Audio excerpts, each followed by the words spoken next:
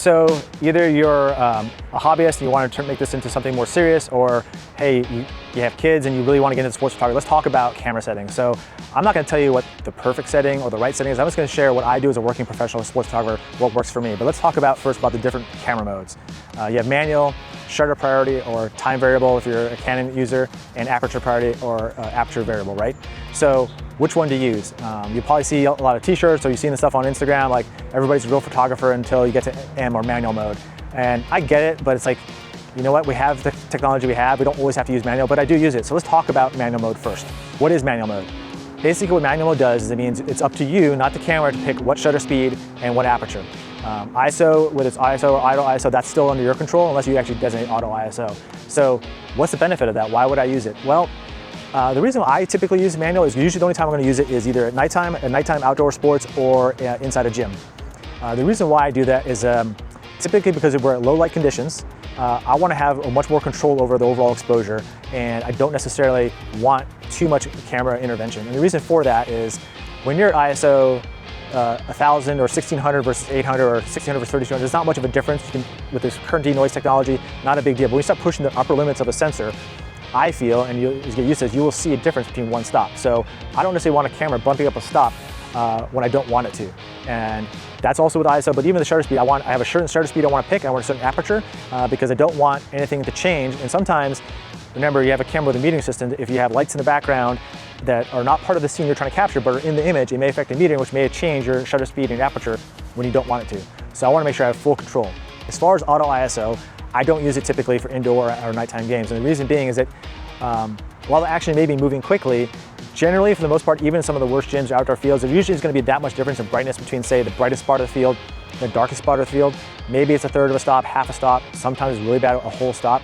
But I'd much rather pick a compromised ISO that works across the field versus trying to chase that ISO, and especially letting the camera do it for the reasons I said before, because the noise and the color shift you can get going when you start pushing up to 25,600, in my opinion, even with the best denoise, is not ideal. If I can avoid that, I'm going to try and do that. So manual mode is my kind of go-to for nighttime and indoor games. But I don't use it for anything else, and the reason, it's for the same reason. You have full manual control over everything, and when the action is moving really fast, I don't want to be thinking about constantly adjusting my exposure for lighting conditions or the action. I want to just real focus on composition and let the camera do as much as it can.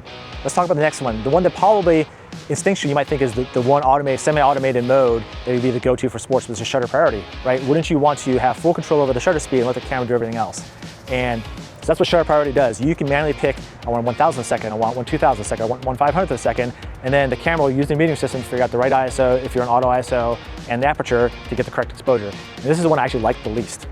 And the reason why I don't use it is that even though, yes, I need shutter speed to freeze action, I have a certain shutter speed I would like to have, aperture to me is very important, particularly when it comes to like youth and even high school sports, because aperture doesn't just control, it controls depth of field, but also controls subject separation. And so what can happen sometimes on a bright day like say today, it's really sunny out, if you don't set a shutter speed high enough, the aperture might start closing down when you don't realize it, and next thing you know, like, well, I thought I was shooting wide open to get good subject separation, say at f2.8, and all of a sudden you look and you're like, why are my shots at f8 or f5.6? Well, it's because the camera is trying to prevent overexposure, and you need to pick a shutter speed that's fast enough. And then the question becomes, well, if I pick a shutter speed that's really high, do I bump up my ISO unnecessarily, right? So for me, I'd much rather pick the next mode I'm going to talk about, which is aperture priority. What is aperture priority? Aperture priority is where you have manual control over the aperture of the camera, which means you're controlling depth of field or subject separation, and you're letting the camera do the rest. This is the one actually my main preferred mode for majority of the sports photography I do. The only time I say like I'll go to manual mode typically is when I go to nighttime. I'm really pushing high ISOs, but for the vast majority of what I do, whether it's trail running, baseball during the day, softball, football, whatever, it's aperture priority. So why would I do that? Well, once again, it's about controlling depth of field. So the thing to think about with aperture priority, if you guys are used to using aperture priority, the default settings in your camera is not ideal for sports.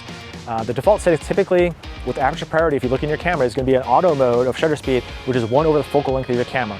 And the reason for that is that's typically a good rule of thumb to minimize camera shake for you holding it, but it doesn't necessarily freeze action. So for example, if you have a 400mm lens like I do, it will have a minimum shutter speed of 1/400th of a second.